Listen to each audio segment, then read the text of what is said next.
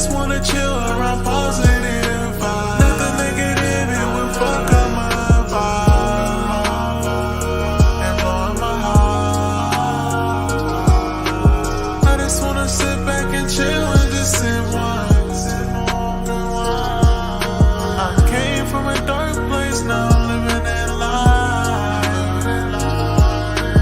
I am intentional, I am abundant. I bring to existence all that I want, and I done tapped into the God in me. Cut my locks off and switched up the vibe in me. Like how I manifest within, how I choose to defend. Who I label my friends, how I make amends. Cause I'm choosing laughter, it's peace that I'm after. I abracadabra, then poof, chakras blast off. My soul take this cast off, projection surpassing. Obsidian protection in case this trip lasts long. I see with 3 eyes, that's why my crown headstrong. Corona is viral to spirits living dead wrong. I just wanna chill around positive vibes. Nothing negative, it will fuck up my vibe.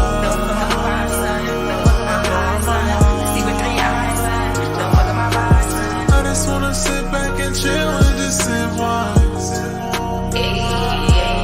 I came from a dark place, now I'm living in life. Came from a dark place, yeah, now I'm doing with the light.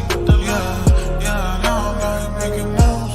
Yeah, I be always on the flights. Yeah, I be on a mission for the bank nowadays. Why these niggas hating on a nigga nowadays? I've been on a mission with the light nowadays. I ain't fucking with the darkness nowadays.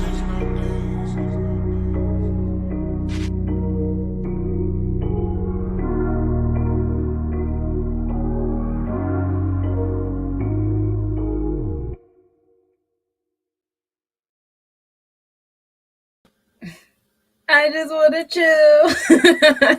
Came on all late. Oh, peace, y'all. Welcome to the Planetary Forecast with your sis, Sunshine Monie L. Excuse me for a second. This week we actually have, this week is kind of quiet in the cosmos a little bit. Like we have regular things happening. We got some planets moving into new Zodiac energy. So I guess we kind of busy. But next week though, we got some meteor showers coming, y'all. We got a lot of them coming, actually. Right now, we're dealing with the Capricornus meteor shower that we spoke about last planetary forecast, right? It started over the weekend, Saturday night-ish, Sunday morning-ish. You know, the Capricornus meteor shower, and that's exciting, having the showers from Capricorn. But first, let's talk about how the stars started when we first rose. Hold up. Let me get these stars up.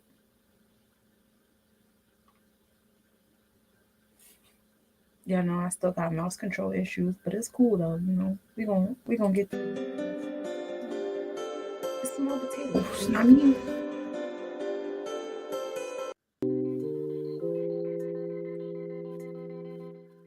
I like this one. I'll do this till I find a better one. But yeah, so let's talk about the stars and stuff. So today when we started the day with Sun, which is our head root, sitting in Cancer, which is our feminine crown chakra.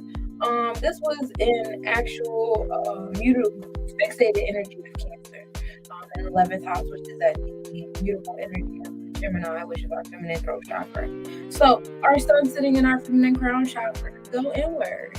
That was the reading that we've been getting the last couple of weeks. Is going inward, listen to spirit. That's essentially the readings I've been getting for all of your elements, all of your signs. It's time to go inward. It's time to listen to spirit. Creating nurturing spaces for self and others, but be mindful of being smothering. You don't want to be smother mothers, okay? Especially when we're tapped into this feminine energy, and that's always fun. So definitely a vibe. In addition to that, maybe stop looking like I'm looking inside. Look inside, please.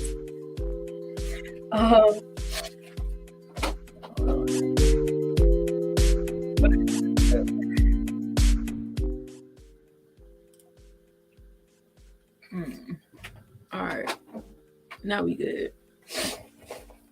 The moon is in Gemini masculine throat chakra of Virgo is actually in the cardinal part of Virgo. So just entering, taking initiative with the decision making mindsets and the communication and things like that. And your inward self, and applying that to your first house, which is your house of, like, this is the house that you show the world. This is the energy you put in yourself. This is the energy you think that other people want you to put out. This is your personality. This is your mask. Okay. And right now the first house is ruled by Leo energy, that taking leadership, also low self-centered, that is a sun energy. And that's always fun. But just reminding you guys that your comfortable stuff, it's when you're ready to decompress and get your mind right and relax, just do some organizing, doing some planning, get things together. I know today I actually woke up a whole lot better than I was yesterday. Yesterday was crazy, and I'm pretty sure like the moon entering Virgo earlier today had something to do with it. Just getting back on my square, getting back on. I need to organize myself. I haven't even touched my July calendar yet. Cleaning my space, stuff like that. Mercury, which is Sabek, this is our communication, our decision making mind. Right now, it's in the mutable energy of our feminine throat chakra, Gemini, which is in the 11th house, which is ruled by our feminine throat chakra energy of Gemini. So, Mercury, again, the decision making mind, how you communicate, how you teach, how you learn, how you express, any form of expression coming from that throat chakra. Right now, it's in the feminine side of the throat chakra, Gemini energy. It's just like very quick, witty.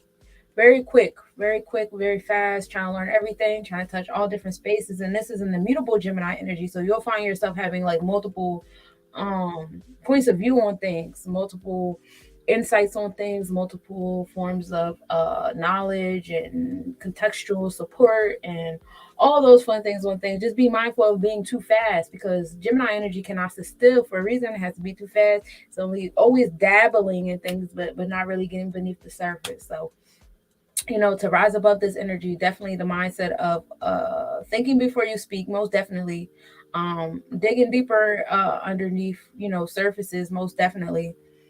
And just being really thoughtful, just really being very, very thoughtful in your approaches to things, your mindsets. Because when you're not thoughtful, that's when you're that imbalanced energy of just being like throwing fire at everything or blowing smoke up everything, and you're dabbling, but you're not like solidifying. You're not being dependable. You're being all over the place. You just want to be mindful of that energy. So it's definitely coming out of the Mercury vibes. And now thinking about that, knowing that, like, that makes sense. Yeah, it makes sense. And this is in the 11th house. This is your humanitarian pursuits. Like, how are you like assisting those and your not community, it goes further than community. It's like your species, your kind, your tribe. How what are you doing for them? How are you giving back? Things like that. Venus, our Venus is Netet. This is our energy as far as like what makes us feel good, self-esteem, pleasure-seeking sensors. What do you find pleasure in? What does it look like when you're feeling pleasure? Things of that nature. And right now, Netet is in that feminine throat chakra, Gemini, in the 10th house, which is ruled over that feminine heart chakra, Taurian energy. So you have your self-esteem being rooted in you being able to communicate things, self-esteem being rooted in being able to know things, knowledge and intellect, also being quick-tongued is making you feel good about yourself to talk to people that you've been wanting to talk to and tap into that vibration. You want to rise above this. I've had many situations where like I've had to really ignore individuals instead of tapping into that quick witty response that I'm accustomed to doing. Like, because I don't want to be that person. I just don't. I would like to like agree to disagree with you respectfully, and it's not no punk shit. It's not because I'm scared of confrontation or I don't have backbone. It's because I really don't fucking feel like it. Like at some point in time, peace gotta come first. Like peace is more important to me than being right. Peace is more important to me than like proving like how right I am. Like I know I'm fucking right. I know my power. I know my energy. I know my intellect. I don't need to convince nobody of no shit. Like earlier today, I watched a goddess, very intelligent goddess, and it was just very like I'm very judgmental. I don't give a fuck. But I was disappointed because like she took a whole like 90 seconds out of her life to address some small bottom feeder shit. Somebody that just wanted some fucking attention. So they said some ignorant shit on a previous post. And she gave him a whole 90-second post about it. Maybe it was less than 90 seconds. I don't fucking know. I didn't listen to the whole thing. I saw what the premise was about and I was disappointed because I'm like, bro, someone as intellectual as you and all this shit like that, like you don't got the energy awareness to know not to address this shit. And it was just like, oh, well, I'm not here for the toxic positivity. Ooh, that's where you got me fucked up because I've never been into toxic positivity. I'm letting you know that what you're doing is beneath you. I'm literally telling you this is beneath you. But if you getting, quick witty with me is more important than you listening to what the fuck I'm saying, then cool. I'm still judging you and I'm very disappointed in your energy. It's trash. And then the fact that you think like the fact that it's like, oh, I'm trying to stay in the algorithms as a response, and oh, I'm trying to entertain the people that are watching me as a response is also very low vibrational. Because if you guys get riled up and the only time y'all paying attention to me is when I'm giving bottom feeders my energy, I don't want y'all following me. Y'all can stay right where y'all at. I'm not making time for that. I'm not making time to make a whole post about some bottom feeder that's only doing it because they want attention. Like if they didn't want attention, they wouldn't do it in the first place. They want you to go low and spend that energy and spend that time to go low. And if you're going to spend that time and that energy, please don't think your crown is on your head while you're doing it, because you look very dusty. You look very dusty in the process. Your crown is not on. So when once you get done doing that, you want to go back to your throne and fix your crown, you can do that. But I'm gonna let you know your crown was off while you was doing it. I peeped. And you could defend that with all the swords you want to. I honestly don't give a fuck. I'm very aware of energy. But I had already knew she was going to respond like that because I smell the energy. Very like fire type, don't tell me nothing type energy. And that's cute, I guess. It's adorable. Woo. Or whatever. But all that to say, like situations like that is where like it would have made me feel good to read that bit that girl her rights. It would have made me feel good to read that queen her rights. However, I don't need to do that because I'm very aware of my gift. I'm very aware of the growth that my gift provides for myself, for other people.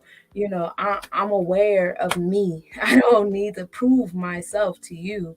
I offered you my services. I told you that what you were doing was beneath you. You rather it be equal to you in that moment, and you got your justifications. Respect the response and keep it fucking moving. But I'm not looking at you different because I was already looking at you like that. But just to know that you're not trying to elevate that energy is disappointing. And that's my TED talk. When the vibes is pulling you down to, don't tap into that. I know it feel good. It definitely feel good to read somebody they fucking rights. I promise you it do. I love to do it. It's like I'll be in the inside doing cartwheels and fucking Olympics and shit. Like, oh, I can't wait to read this motherfucker they rights. You ready? I'm ready. Like we all on the inside, we ready. But like I'm not gonna indulge in that no more. Cause for what? Like for what? I'm so aware of myself. I'm so comfortable and confident. For what? And that's the space. I'm not saying everybody get like me, but like that's a really nice space to be in. It's a very peaceful space to be in. Highly recommend 5 stars. If you're trying to try it, I say go for it. With this Venus and Gemini energy, is going to be a lot of energy pulling you to do the opposite of that. It's going to be energy pulling you to go ahead and engage in them arguments. Go ahead and be quick witty. Go ahead and indulge in that because it's going to make you feel good, especially when you know you're right. All my healers and my leaders out there that are intellectual as fuck, like you already know you're right. So it's going to make you feel good to read that person in your right day rights. But just know that you're not rising above the cosmos when you do that. You're falling right into them. And the goal about learning the cosmos is to rise above them, not fall into them. Ashe? Ashe. Mars, which is Herokuhudi energy. We have that sitting in the mutable energy of the feminine solar plexus chakra, Aries. This is in the 9th house. 9th house being ruled by the fixated energy of Aries, which is our feminine solar plexus chakra. So Mars is our motivation. This is what gets us going. This is what motivation looks like to you. This is what pushes you along and things like that. And sometimes with motivation comes anger. when you feel something very deeply, it'll push you to do something, right? Where this one is more so towards anger and that warrior like spirit and stuff like that.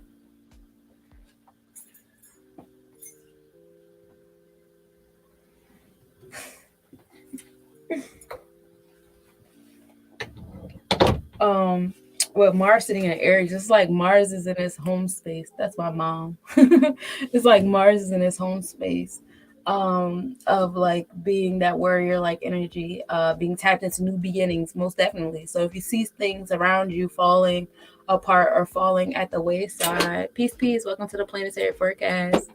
Falling apart or falling at the wayside, essentially what that is making space for new beginnings.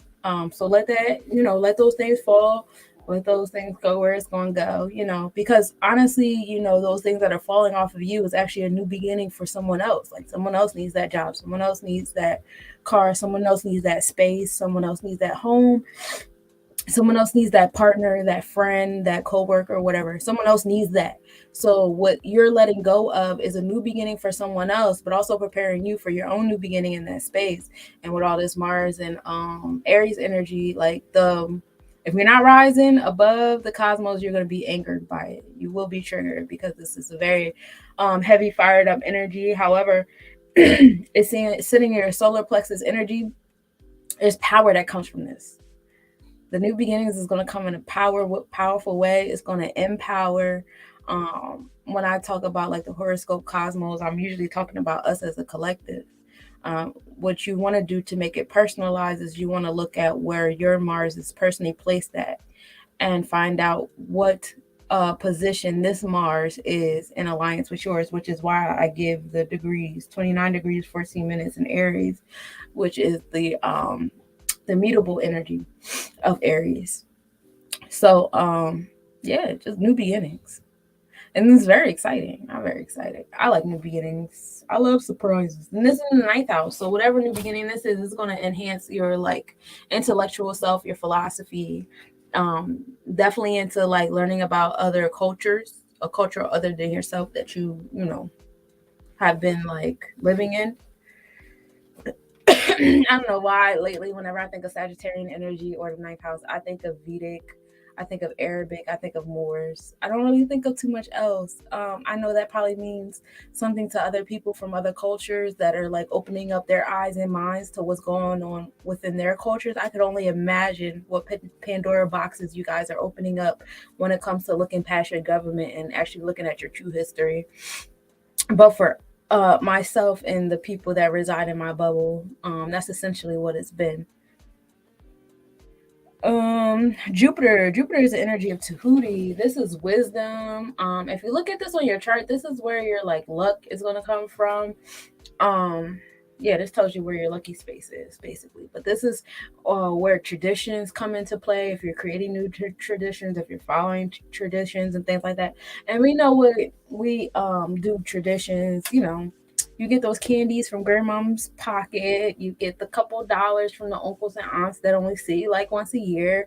You get a very good hefty plate. Like that's what Jupiter is like. Like, oh, you followed the rules. You showed up on Easter Sunday. Here goes some food, some money, and some candy. It's like things like that. Right now, Jupiter is in the cardinal energy of the feminine solar plexus Aries, and that's in the 8th house of transformation.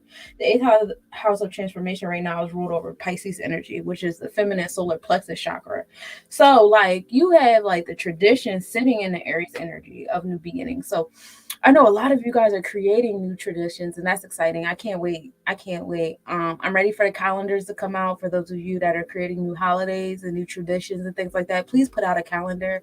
Or you can go on my website, letsnobodiescollection.com. I do have a calendar up there. You guys have the power to input your events or holidays on my calendar. And when I do my planetary forecast, if it's during the week that I'm doing the planetary forecast, or even if it's on my Virgo Virgin Talk, I will be more than glad to shout out your event, shout out your holiday, whatever it is that you're doing.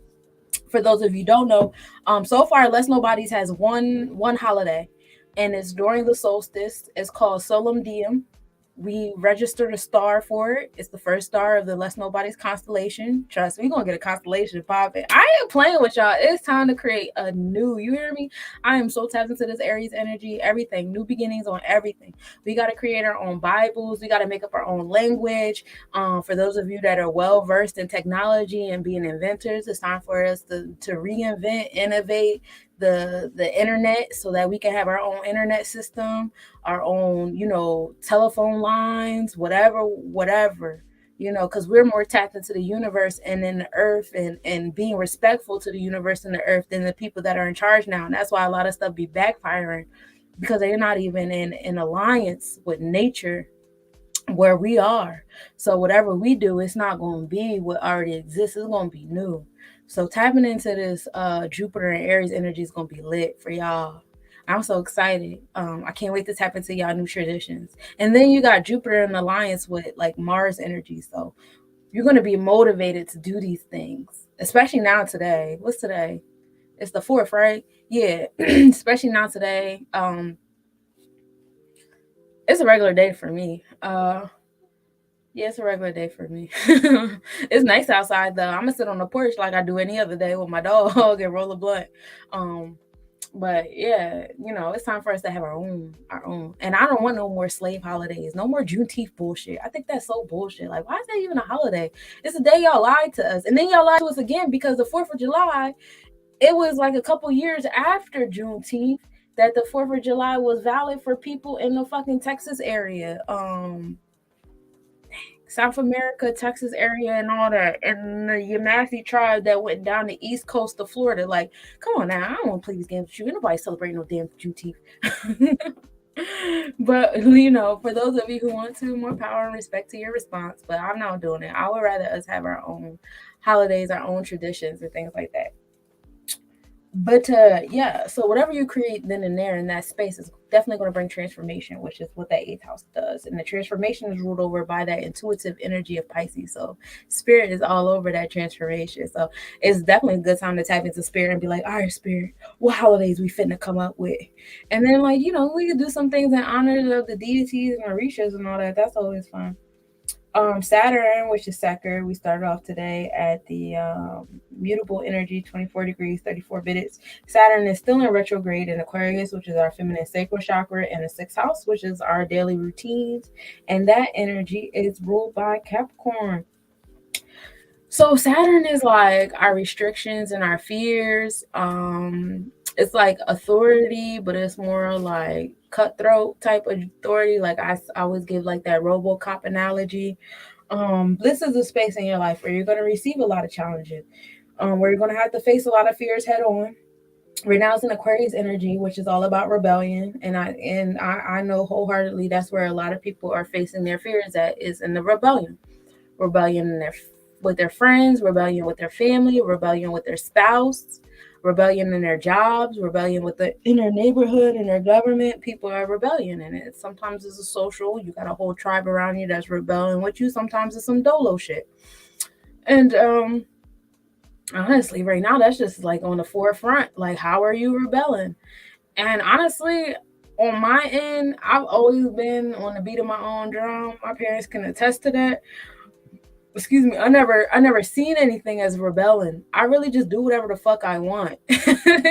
Like, who's going to tell me, what are you going to do? You going to beat me? You going to take a belt off and beat my ass? Is that what you're going to do? Like, what are you going to do to me if I go do what I want? Like, what's going to happen? Honestly, please someone tell me what's going to, because like, when I tell people about the certain things that I do with my kids, like, you should see their facial expressions. Like, and I'm like, well, what do you think is going to happen? Do you think someone's going to come up and beat my ass? Like, because I homeschool my kids? Because we don't eat meat? Because, like, what's going to happen if I decide to go live in the woods right now? If I go, because Facebook Marketplace is an awesome place if you guys are interested in getting RVs and campers and trucks. They got some for free just because they're mobile. You just got to tow them. So if you know a tow company, or you have a tow company, or if you already have AAA, you can just go get that RV that's like $300, $400. It's just a mobile, fix it up, park that shit in the woods. You honestly can go to the woods and build yourself a fucking house with branches and the woods floor. You can make your own adobe structures. This is stuff that we've already been doing. You can make it. You can insulate it. You insulate it with the woods floor and everything. Like, these are things you can do. Why are you scared? What's stopping you? You like paying rent instead? Who gonna come beat your ass? Like, I see so many people like, oh my God, I want to do this so bad. Okay, why are you not doing it? No answer, because there is no answer. You're literally the only person in your way. Nobody's gonna pop up with a belt and beat your ass. And even if they did, like, even as a kid, when I got my ass beat, it was like, all right, this hurt for 5 minutes, and now I'm about to go back outside and play. Like, well, you know how your parents be like, what you want to do? You want to go and punch me or get your ass beat? I always chose to get my ass beat. Beat my ass, because I'm going back the fuck outside. And then once my parents got hip to that, now it's, oh no, you want punishment because you like, I didn't like ass whoopings, but I'm gonna take them because they not that bad. Like, okay, all right, like, the hell, I don't know. Y'all tell me. I don't fully understand what it is that stop me out from doing the things that y'all want to do. What this big fear is of, because a lot of y'all fears just come from TV. They come from movies. They come from the news. Did y'all realize that the news is also on television? So it's like paid programming. It literally says paid programming in the beginning and at the end of every news episode. What, social media? Like, you think somebody gonna run up in the woods and beat your ass? Somebody gonna run up on the desert, beat your ass? I doubt it. I see homeless people every day, and I be shooting the shit with them. Sometimes I give them the rest of my blood. Sometimes I give them $1. Like, nobody runs up on them and beats their ass unless it's a bad day. And even then, they take it as a bad day and keep it moving. So I don't know. Y'all let me know, because like, this energy is going to make y'all face y'all fears anyway. I definitely like suggest the shadow work. Like, who is really in your way from doing the things that you want to do? And that would definitely be you rising above the Saturn and Aquarius energy. And whatever it is in the 6th house. 6th house is your daily routines. So that's why I said like your lifestyle, like where you're living at and how you're living, because those are usually the things in your daily life. Maybe how you're parenting, maybe, how you're being parented, or maybe it's like your spouse, your relationship. Is the person that you're sharing pillows with don't share your dreams? Do y'all have different, views of how y'all plan to raise these kids? The lifestyle y'all want to live? You want to live in the woods? They want to live in that house and keep paying rent? Like, shit like that. Like, do that shadow work with Saturn. My Saturn is in Capricorn. I know it's like a whole generation of beings with the Saturn, Uranus, and Neptune and Capricorn, and then the Pluto and Scorpio with me. And I'm glad to be aligning with y'all finally so that we can get shit done, because, yeah. I see the generation beneath me. My kids, I had my son young. I had him when I was 15, so he's like the generation beneath me for the most part. His those energies in his chart is in Sagittarius and Pisces, which is why they don't really care about the labeling and the borders and the binary stuff that we have, because that Uranus, Capricorn, Saturn, Uranus, Neptune is all in that Sag Pisces vibe. Like, bro, I do whatever the fuck I want. Like, so expect more of that. But knowing that that's the generation coming up after us, like, they're teenagers now. They're like 15, 16 now. Knowing that those are the people that's coming up after us, yeah, it's time for us to create safe spaces for them, because we see like, oh, okay, got the next group of adults coming up, so we have to pave waves for this constellation that's being rise up. Like, people don't think about that either. I think about that, like, when I see where the planets are, I'm like, ooh, like, we got a whole generation of individuals being born under this rising sun, or all this in 10 years we're gonna have to do this and this and this so that they can do that and that. You know what I'm saying? Like, we just gotta think about like stuff like that more often. That's my mindset on that. Nothing too crazy. Just a little crazy. Anyway, Uranus, which is a SAR, is in the fixated energy of Taurus, which is our feminine heart chakra, in the 9th house. Uranus is like the progressive energy. It's what keeps things going. It's like that push that pushes you to like the progressive push, like the analogy that I make is like that friend that you're always venting and complaining to, and then finally they be like, you know what, sis, you either gonna fix that or you gonna get the fuck out of my face, but you ain't gonna keep complaining about this shit. So that's Uranus. Uranus sitting in this Taurus energy is providing a progressive push in our self-esteem. What makes us feel good? What keeps us going? What motivates us in a pleasure seeking way, like when we're seeking pleasure. And Taurian energy, because we're on this earthly plane, usually deals with love and finances, right? um I like to deal I do, because Taurian energy is very materialistic. And when you get into like the Native American Taurian energy, it's called the beaver, right? And we're gonna get into Native American astrology in a minute, because we're actually entered in a new Zodiac energy today. But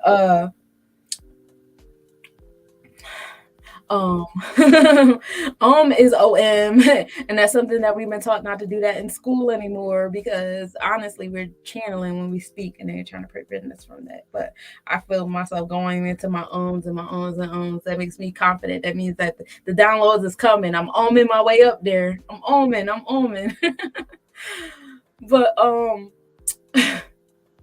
Taurian energy is really like what enhances your self-esteem, like what. And when it's earthly plane, like I said, it's about money and love. We have been providing progressiveness and love, right? How we love one another, universal love, communal love, tribal love, parental love, spousal love. All that love has been transforming. I've definitely been seeing it. I don't know if you guys have been seeing it. I've definitely been seeing it in the people around me, which makes me feel good. It makes me feel like I personally am leveling up, because I'm not near the same shit that I'm accustomed to being around. It's like when you're around new energy that feels leveled up, now you have to level up. Otherwise, you're going to go back to that other energy. And it's like, nah, I don't want to go back down there with that shit. So it's like, it's level up time. I'm going to stay up here with this, and I'm going to just keep going higher, because that's what the goal feels like it should be, right? And then there's also Pentacles. So like we saw that definitely. Just to let y'all know that Uranus entered this Taurus energy on March 9th, March 3rd, March 15th, 2019. This was around the time that we, started having the lockdowns at school about COVID or whatever. I personally was working in healthcare, so we were already on lockdown that fucking August, September. We just didn't have a name for it. But by that March, you guys had a name for it. We had a name for it. We were on lockdown, all these different things. So we were already created. That progressive push was already happening now, right? We officially have that push of like, oh, we got to change the way Pentacles are added up, because people can't work. We got to shut down all this stuff. People can't work. They're working from home now. They're working from the computers. Everybody's making money off of social media now, right? Progressive energy, all up in that Taurus, all up in the Taurus manifestation, Pentacles. And I spoke about, the Native American joint being the beaver, because the beaver finds joy in creating the dam, right? The beaver finds joy, survival, comfortability, all in building that dam and sitting in that dam and being in that dam. That is physical manifestation of what they need, right? And just, I did this. This is mine. I'm living this every day, cuz. Like, that is the energy of the Taurian. And so it's just being mindful of being so engulfed in that energy, though, that you don't see anything around it, above or below it. Like being so engulfed in the Pentacles. I always think of Daddy Warbucks and Annie. It was the scene where, what is the girl name? But that was the one that Daddy Warbucks liked, right? And he said something. He was like, and she was like, you love money so much, but when will it ever love you back? And he was like, your teeth are crooked. I like them crooked. That's what I think of when I think about this progressive energy in Taurus. I think about the way that woman came into that man's life, even Annie. But yeah, Annie and that woman, they are Uranus. Daddy Warbucks is Taurus energy. And when Uranus came into that Taurus energy, my man was like, I'm finna adopt you and marry you and fuck this money. Like, that's the analogy I like. I'm gonna go with that. We're gonna use that. It works for me. It makes sense. Hopefully that's how it is in the rest of you guys' lives. I know Uranus will actually be in Taurus energy for a few more years until April 26, 2026, which is really cool because that's my mom's birthday. So we'll find out, how that shift, but the shifts are going to keep shifting. We've already gotten to a space where, all the bills were on pause. So the government showed and proved us that they had the power all along to do what the fuck we've been asking them or wanting them to do. They just enjoy like oppressing us. In addition to that, um, in addition to that, then you have like, after the bills weren't like on pause anymore, now you got all these cryptocurrencies, right? All these cryptocurrencies came out. Everybody's flocking to them. Everybody has their own ideas. Now you got NFTs, which is like it's like Etsy, but instead of utilizing regular money, now you're using the crypto Ethereum. But NFTs is really like some same thing we were already doing with art. Like when you have I was already doing it with Less Nobodies. Less Nobodies, everything is one of a kind. I don't make duplicates of anything in Less Nobodies. And when you purchase from Less Nobodies, you will get a certificate of authentication. My certificate of authentications have a code on there. This is all stuff that I've already been doing. I was doing it before NFTs came out. So when they said NFTs, I thought this was some like groundbreaking shit. But honestly, I was just following the formula of how we used to treat the art during the Renaissance. They had barcodes and they were in the museums, and this is one of a kind, and this is how you know it's one of a kind, and all those different things. So like, this is my artwork. This is the barcode on my artwork. Da, da, da. Essentially, that's what you're doing with NFTs. Anyway, that was a side story. That ain't got nothing to do with what I'm talking about overall. Anyway, but we had the Uranus progressive energy in those pinnacles, and eventually these I see the governments are starting to create their own cryptocurrencies, and because they're making their own cryptocurrencies, trust and believe they're putting restrictions on the usage of all the other ones so that they can have the monopoly. Again, coming back to that Saturn energy, who gonna beat your ass? Do what the fuck you want to do. If all of y'all stop obeying all the fucking time, you wouldn't have so many issues. You guys literally choose to do what you're told, knowing that what you're told is destructive to yourself and your environment and the people around you. And that just doesn't make sense to me. I'm not going to make that add up. I'm not going to make those 2 + 2 = 4. I'm good off that.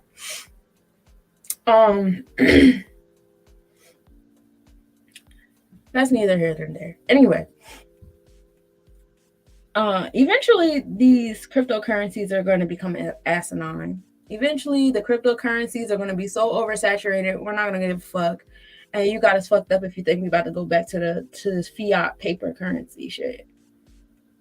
And like I said, we have this generation of babies coming up that don't give a fuck about nothing. By 2026, they're going to be 18. Yeah, they're going to be like 18, 19. God damn it. So at that time, like, yeah, we definitely need to let's go. Let's clear these paths for our babies that are going to be the next, group of adults, because we already know they don't give a fuck. We got 4 more years to do it. Y'all can act like y'all not doing it if y'all want to. When this group of babies come up, they're just going to do it in one big gush. And that means there's going to be a lot of like flesh sacrificed in the process of, and if we don't want it to be our babies, then we need it to be us. You hear me? I hope you hear me. Some of y'all don't be listening. Y'all like to stay in your comfort zones, and I don't respect it. I'm not a fan. Anyway. Neptune, which is my yacht, is in the mutable energy of Pisces in the 8th house. So Neptune is sitting up there with in the same house as Jupiter as far as the 8th house goes, but it's a little different. They're about like 10 degrees apart. Anyway, Neptune is also in retrograde, just to remind y'all. Neptune is like our dreams and our subconscious. It's like our dreams and the subconscious. It's like the sixth sense or whatever. It's whatever you don't say is dreams. It's yeah. With that energy sitting in Pisces energy, which is spirit, duality, going above alongside of the going alongside of the waves and moving against the waves and picking which one you want to do, or you could do a little bit of both. Also creating realities, illusions, being gullible and being swept into an illusion. That's like the two fishes. But your dream, the subconscious has been showing you dreams of different outcomes that are going to create transformation on your path. A lot of secrets that you're holding are secrets of spirit, and you shouldn't be keeping those to yourself. That's very fucking selfish. I remember this was years ago. I went to this paint party in New York, and this guy saw my painting and he was like, "Oh my God, this is so professional. Like, you were able to make like textures and all that stuff. Like, people go to school for this." And I was like, "Thanks. I went to school for this." And he's like, "Oh, so he's like, so where's your paintings at? Do you post your paintings anywhere?" And I was like, "No, I don't. I keep my stuff to myself." At this time, I wasn't releasing any music. I didn't have any of my books out. I wasn't blogging. I wasn't doing anything that I'm doing now. He's actually the one that like gave Nene the push. He was like, "Yo," he cursed me out. He was like, "Yo, you are so fucking selfish, bro. I can't believe you're this fucking selfish. Like, who the fuck are you to have all this shit like this? And you think it's okay to keep it?" Like, this bro was talking to me filthy. Mind you, he was drunk. And I was chilling. Like, I didn't feel threatened or nothing. I felt like my grandfather was yelling at me or something. That's how I absorbed it. I keep that in my ear all the time now, because it's like when things happen, you know, I don't like the word introvert, because I feel like when you hear the word introvert, you automatically think of some weirdo emo person that like really actually does like attention, but thinks if he calls himself introverted or emo, it will give him attention. I hate that shit. Y'all know the energy I'm talking about. And that's why I don't really like to use that word, because of the emotional evocation that I get in my mindset. But yeah, I'm like, whenever I feel myself like resorting to that introvertedness when it comes to like creations or downloads, I automatically hear that man's voice in my ear, like, "Don't be that fucking selfish." And I'm like, "You're right. I should not be this fucking selfish. There are actually people out here who want to hear my voice, who want to see what I'm doing, who want to do these things and this, that, and the third. And it's by design. And I'm, I accept that, and I'm, open to it." But yeah, a lot of you guys, your visions, your sounds, your ideals, some plans coming across you in your subconscious when you're daydreaming, when you're night dreaming, when you're dream walking, when you're in your waking life, all those things, and you're keeping them to yourself. And that's not what's going to give you power. What's going to be giving you power is you sharing them, aligning yourself with your tribe in the midst of you sharing them. That's how you create your own waves. So when you are being that fish that's going along with the tide, you're not being washed away in bullshit. You're being washed away in your downloads. And this is where the 8th house energy of power comes from, right? Like, I'm cool with the way this water is going. I developed this fucking tide in this water to begin with, right? I don't know. That's what I think. And just to let you know, Neptune will be in Pisces until January 26, 2026. It has been in Pisces since February 4th, 2012. And we did previous episodes on that where we talked about that's when Gaddafi was killed. That's when they started searching for bin Laden. That's when, Obama's second term started, and he just started doing a bunch of bullshit and, different things going on in the Middle East and stuff like that. Also, when Ukraine and Russia, started having some issues around that time as well. Pluto is a space of transformation. It is in that mutable energy of Capricorn at 27 degrees, 43 minutes. Pluto is also in retrograde with Neptune and Saturn in that masculine root chakra Capricorn energy, applying that to your 6th house. So Pluto, the house of transformations, the house of power, house of sex and death and rebirth. When you look at Pluto on your natal chart, you actually can get a lot from this. You can get a lot from like, where is your obsessive energy directed at? You can also find out a little bit about how you're going to die. Now, when you tap into the sidereal and the nakshatras of that Pluto placement, then you can get more detail about death and the sickness and things of that. But tropically speaking, we just get into the gist as far as the elementals. It's also your powerhouse. Right now, transformation is happening in our inner authority. Capricorn energy is all about authority. It's about taking initiative in the realms of manifesting, right? And that's where a lot of our power comes from. All right. I love the fact that Saturn is sitting in Aquarius, which is like the rebellious energy. And I really hope you guys do your shadow work about like what is it that you're really scared of, so that you can see what you're really scared of is shit you made up in your mind and not some shit that really actually exists in your realm, in your reality. It might exist on television or on the phone or on radio or something like that, but it doesn't exist in your reality. And there's a difference.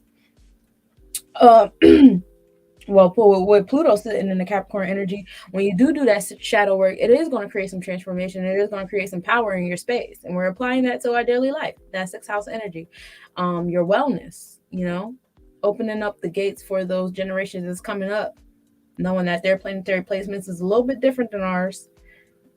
Ours is where it's at for a reason. Just to let you know, Pluto has been in this energy since January 26, 2008. That's when Obama first came into, office and started doing shit. And it will be in this space until January 20th, 2024.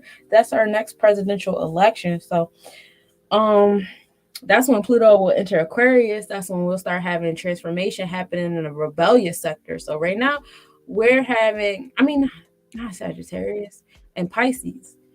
So right now we have, the rebellion occurring in our authority, the transformation occurring in our authority, and with the government and making rules and laws. Our celestial government is at work right now, creating the different factions of the Moorish Science Temple and bringing back Native American tribes. Some of us have enough sense to say scratch all that and creating new Native American tribes instead of trying to go back all the fucking time. All those things. And as we start to see Pluto enter in Pisces, you'll start to see transformation in the subconscious of individuals and their acceptance of things, people, places, and things and ideals that we've been, formulating with this Capricorn energy. All right. And that's going to be exciting. I'm here for it. Pluto is going to tap into Pisces a little bit on March 23rd, 2023, which I thought was cool numbers because 323. Be mindful of that. Y'all know how I am about numbers. Some of you guys are just the same about numbers. Mark that date. And then 11th, 19th, 2024. We really in there for real. We in there. We're not gonna go back no more. No more retrogrades pushing us back out. We in there. The true note. A true note is like the path of the moon. This is your life lessons, your destiny. When you get into the Kabbalah, this is actually like where the Kabbalah gets a lot of their basis from, as far as like, how like, in America, Western, we always talk about the sun sign, your ego. How y'all want to get rid of egos if y'all always talking about y'all ego sign? That's weird. Anyway, ego. We always come through ego first. Like, I'm a Virgo, ego first. But over in the Kabbalah world, you actually talk about your true node first. My true node, I believe, is in Aquarius. Learning detachment and all that stuff like that, which is very odd because I will isolate the shit out of myself in a moment, but I still feel everything very deeply. I will internalize and detach at the same time. It's weird. Not detach, I will internalize and isolate. So I'll be over here sad as shit about your issues, but I will not communicate with you about them. I don't feel like talking today. Today is not a talk day. That's my little crazy. But right now the true node is in retrograde. It's in the mutable energy of Taurus energy. So, just putting that on the forefront for your self-esteem, like what's making you feel good, what do you go towards to make you feel good? Because if we keep it 100, a lot of stuff that makes us feel good in this day, space, and time, it's actually not good for the environment. It's not good for us. Y'all be out here eating candy and drinking sodas and coffee and smoking fucking sprayed on weed. And I'm not excluding myself. Like this weekend, I ate some candy, but it wasn't sitting right. It was, I could feel it. I could feel everything. I could feel my face get all greasy. I felt my stomach churning. My chest didn't feel good. I didn't feel good this weekend with the candy. So I stopped. I didn't buy no more candy. I went and bought some fruit. Because that's what I really wanted anyway. I was thirsty as shit. Yeah, I might not be able to go back to the candy. It might just be nuts and fruits. I'm not mad about that. Because I only really eat candy like once every now and then anyway, and it's my go-tos. It usually is nuts and fruit. It usually I love a good trail mix, but it's usually like Swedish fish. Swedish fish is really like the only candy that I still hold on to sometimes, and I like cookies. I love cookies and cake. Cookies and cake is the go-to. I will dog the shit out of an apple pie, pecan pie. Those are all things that I can create on myself, in a healthier manner than what I've been consuming them. So I'm aware of those things. I'm gonna apply those things definitely, most definitely. I have no choice. Um, but for other people, what makes you feel good? How you've been seeking pleasure. How does this provide life lesson in your destiny and all those things like that.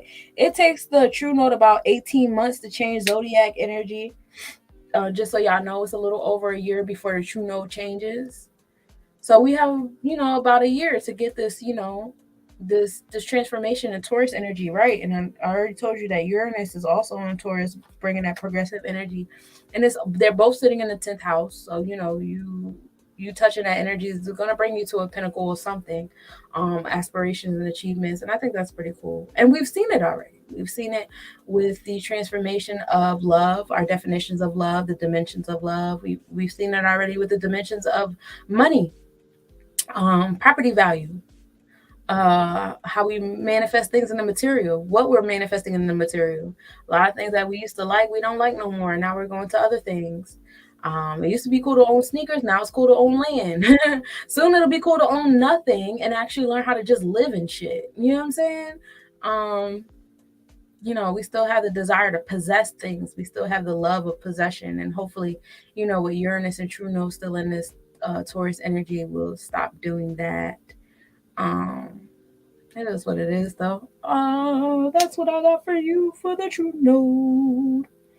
And this is also how you find your soul tribe. So if you want to find like that tribe that's like on the same path as you, find out where everybody's true note is. That's how you find them.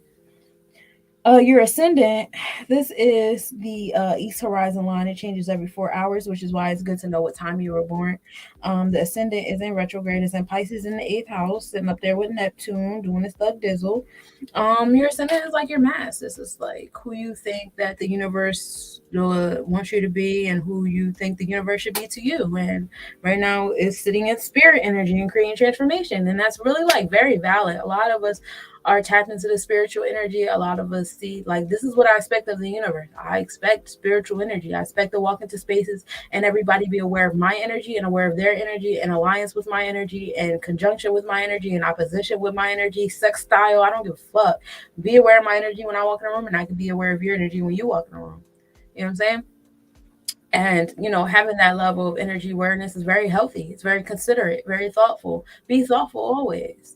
That's important. And not just y'all, me too. Like, I can smell people's energy miles away. That's why when I make decisions, I don't apologize. I apologize for nothing no more. Why? Because I'm aware of shit. I'm very intelligent. If I were to say something or do something, I said and did that shit on purpose. So what am I about to go back and apologize for? I'm not. Even if I accidentally went to my lower self to address your energy that I was already aware of, I'm not going to apologize for that either. No more apologies from Sunshine. Don't expect them because they're not fucking coming. I'm not. I apologize for nothing. And for what? I'm aware of energy. I'm aware of my energy. I know when I'm finna go low. I know what to do when I'm finna go low. I can feel you before you go low. I know what to do and what to say to make you go low. I'm not gonna do that.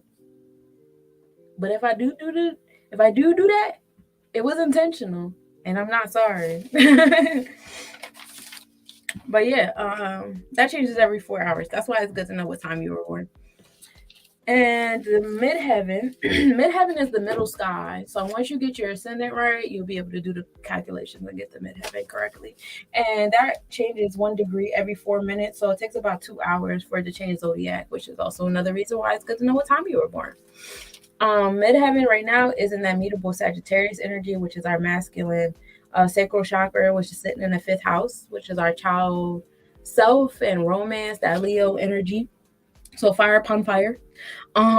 Basically, like, our aspirations and achievements is about spreading new philosophies, new mindsets, different things going. And I think that's really dope, especially with this whole CERN thing and opening dimensions and portals. And some of you guys have already started opening dimensions and portals just by engaging in the conversation of them opening dimensions and portals, because there's power in your throat chakra. Because you guys spent so much time creating Facebook statuses, you guys actually are the ones that opened it, because you guys were like talking about it all fucking weekend. You guys opened it to your own reality. So if some of you guys are afraid, you're going to continue to be afraid. If some of you guys feel empowered, you're going to continue to feel empowered, all those different things. If you feel like, other people's realities are imposing on you, I pray that you get one of those empowering realities. Otherwise, good luck, my G.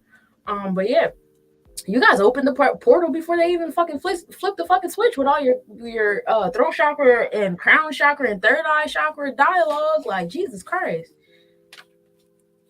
They do like I would never have to do anything ever again if I ran social media, because I could just put a word out there like, ooh, I want them to manifest this kind of sandwich. So I could just put a word out there and y'all would just, millions of y'all would just manifest. And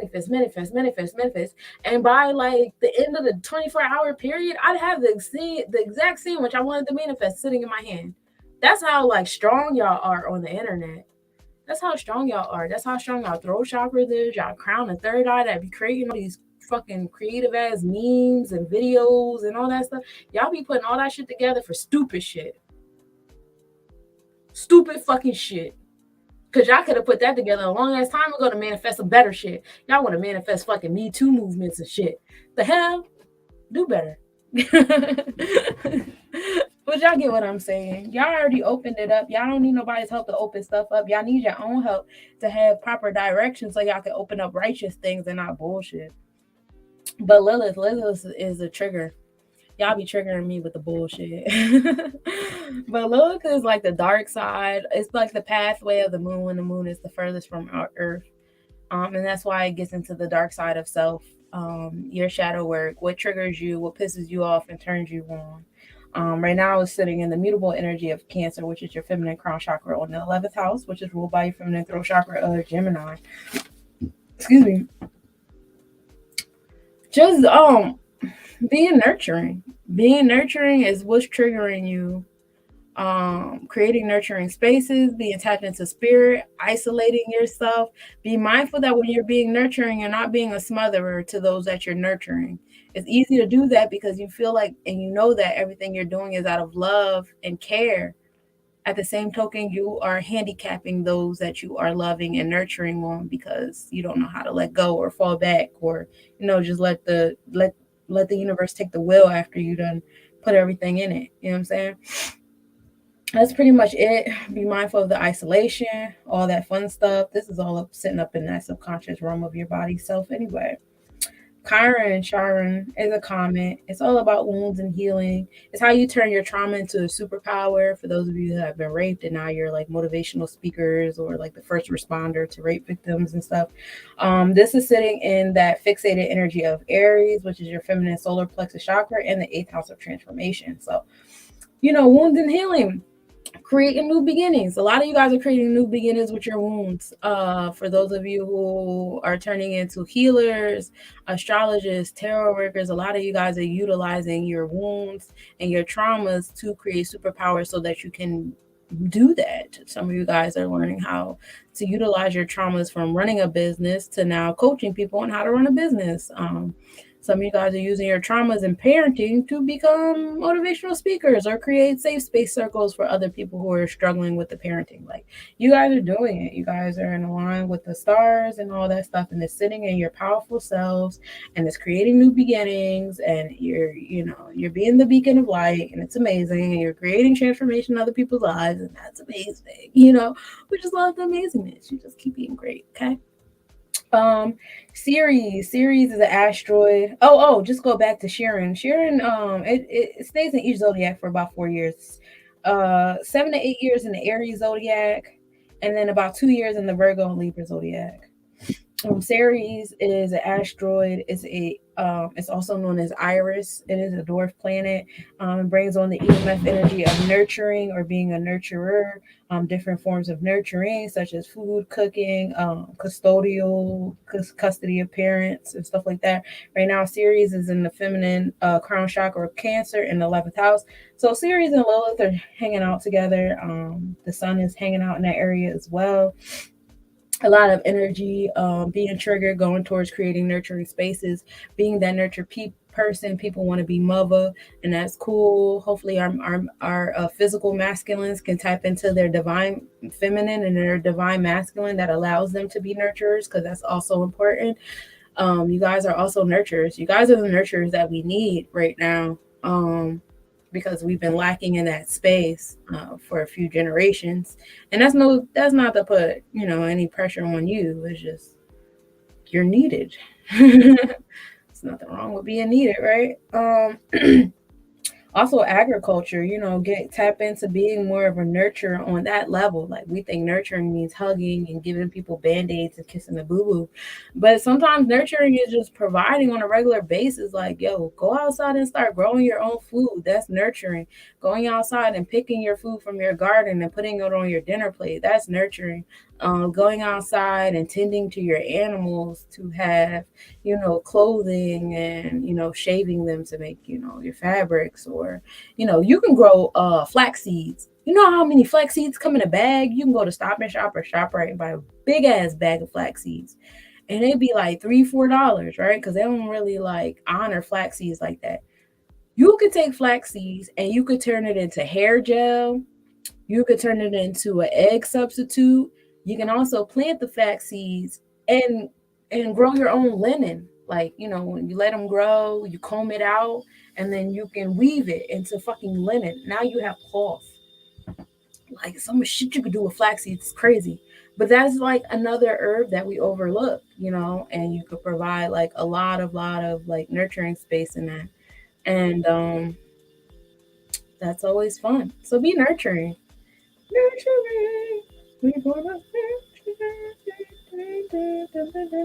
And it also relates to mother-daughter relationships.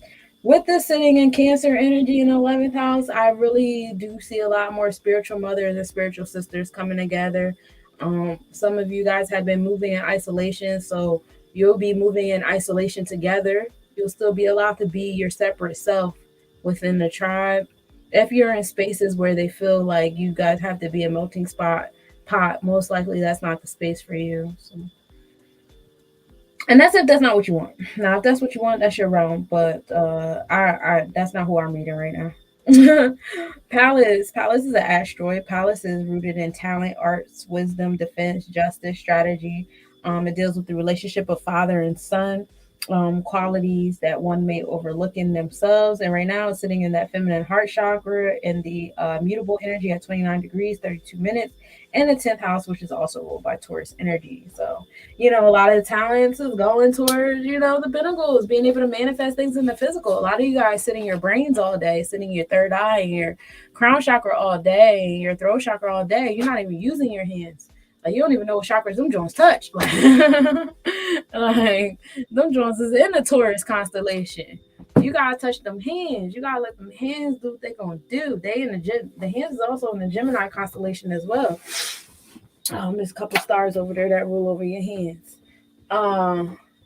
Yeah, start manifesting the things that you're thinking about. You have the power to do it. You can do more than just talk about it. You're doing yourself a disservice if you're just sitting around talking about it all the time. It could really happen. If you could think it, you could do it. That's how strong your mind is. If that wasn't true, then we wouldn't be living the life that we living in right now. Everything that you're sitting in is someone else's fucking thought. This cloth is someone's thought. This computer is someone's thought. This microphone, the soundproof stuff, this camera, my phone, all this stuff that's in my space right now is someone's thought. Someone thought to do this. Someone innovated someone else's thought. They materialized the thought. They have the power to do this. If they have the power to create all of these things, and I have the power to put all these things together, to sit here, to be present in your space, to let my voice travel to your spaces, yeah, I got the power to do whatever fuck I want. Why don't you? Do that Saturn shadow work. Do it. You wanna do it, cause it'll take you to the 10th house. Juno. Juno is our asteroid. It's our ninth largest. This goes off the energy of Hera. We all know Hera was the wife of Zeus, and she was out here smashing bitches because Zeus was just putting his penis in everything. It was funny because I called my son's dad the other day, and I was like, "Yeah," I was like, "You Zeus, you a Uranus ass nigga." He's like, "You're right, I am. You are." It's like, nah. Shouts to my main man. See cool peoples. Juno brings insight to your wounds, loyalty, your attachment styles, your needs in a relationship, marriage, union, or conception of a union. Juno right now is sitting in, it just started to enter that mutable energy of Pisces, which is our feminine sacral chakra in the 8th house. So it's sitting up there with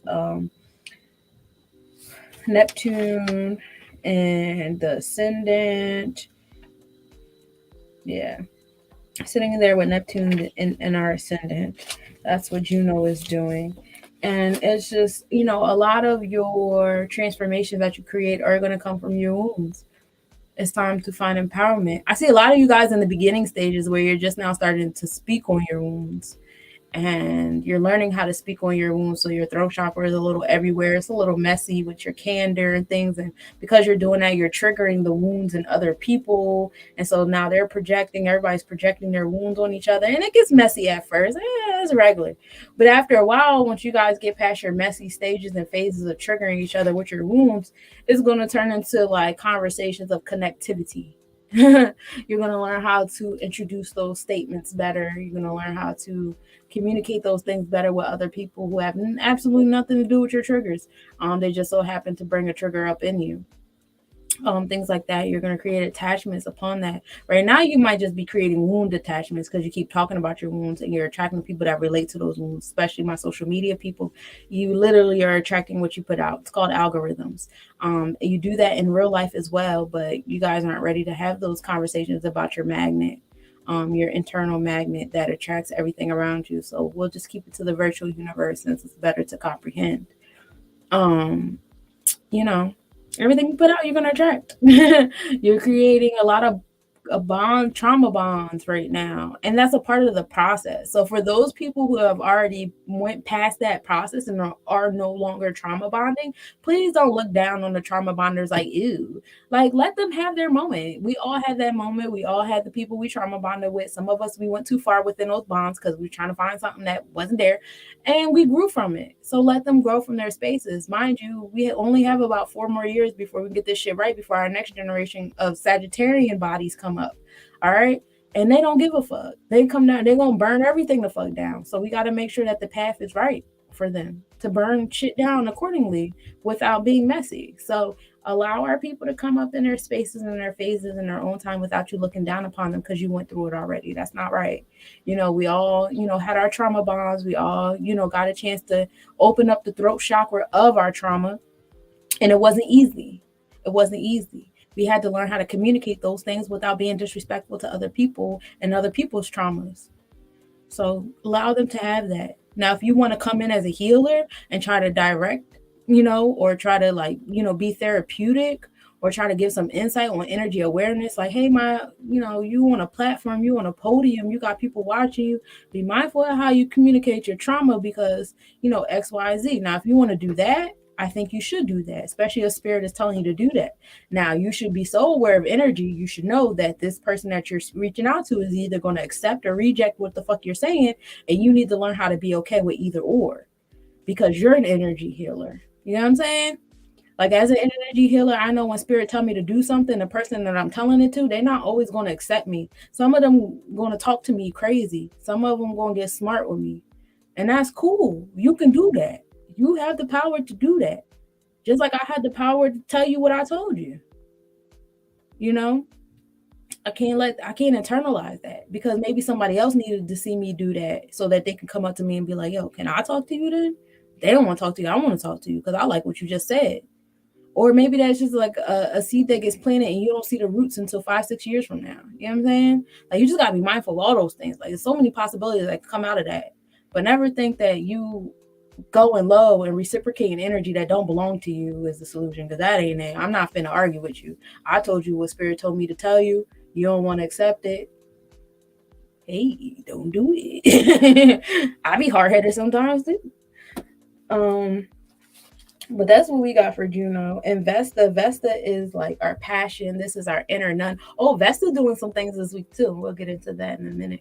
But Vesta is our inner nun. So like when you're not utilizing your sacral chakra energy for sex, this in your natal chart is usually what you're using your sacral chakra energy for, or probably where you should direct it towards instead, and it'll be just as satisfying to you. Like I'll give you an example. My Vesta is in Virgo. Very valid.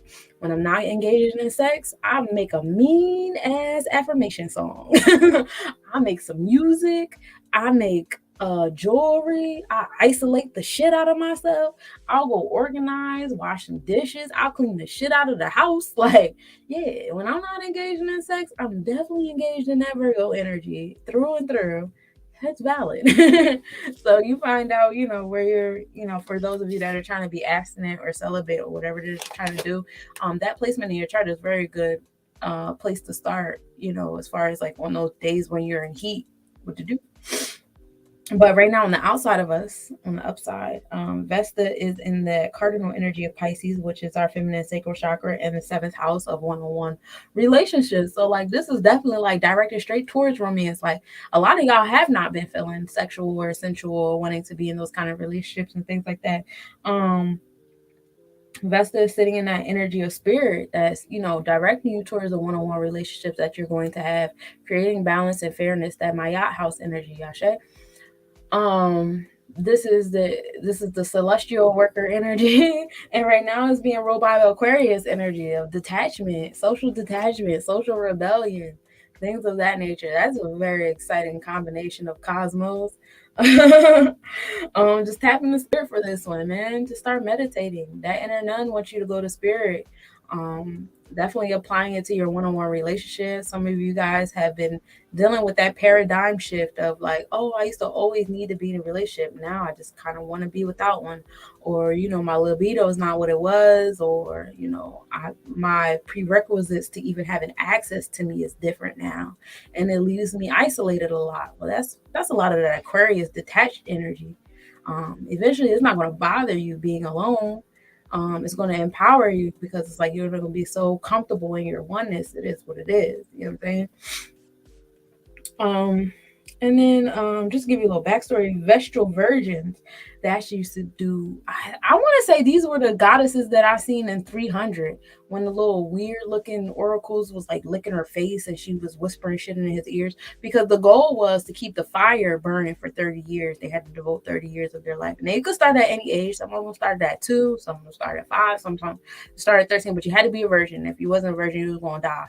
It was going to burn you alive or bury you alive or whatever. But the goal was, your goal is to sit in this high ass tower and keep this fire alive and stay a virgin.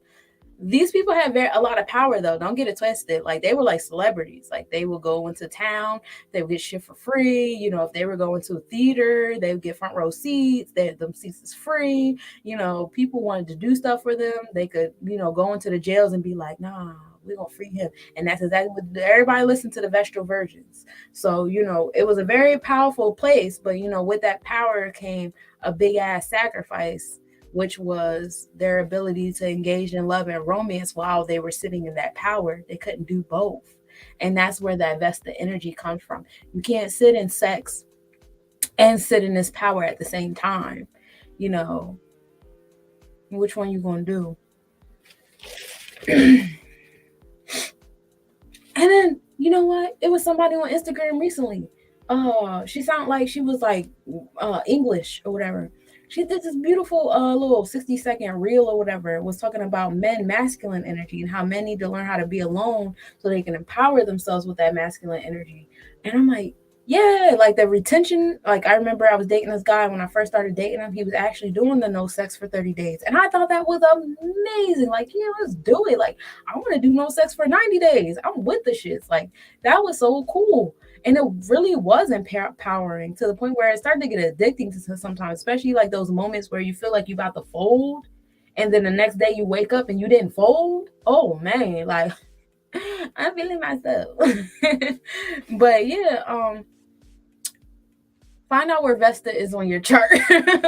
That's the key.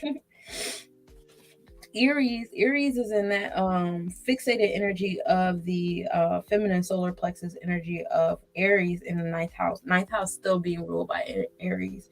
Aries is a dwarf planet. It's the feminine energy of Mars, so it brings on that warrior spirit, but it's more so a nurturing warrior spirit than it is Mars is a masculine, more like I'm gonna create and manifest warrior spirit. Aries also brings in on the energy of discord, which is lack of harmony. It's like the opposite of harmonia as far as like Roman mythology goes. Just like of unity, like just going all over the place. Like when Pluto goes around and does its transformation work and starts telling everybody secrets, Aries comes up behind and be like, and another thing. And that's the energy. Aries is actually like on a physical plane. It's a planet outside of Pluto. So yeah, we have more than the basic planets that you guys are being taught since kindergarten. We have more than the 12 constellations. We have a lot of constellations actually we don't give credit to, that our planets and our stars and our moons go through.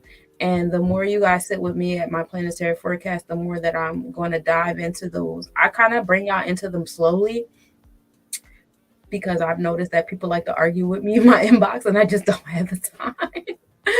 But even I bring on one or two an episode. You'll notice there'll be something y'all never heard of on this, that like, oh, he's talking about a new asteroid or a new comet. I ain't never heard that shit before.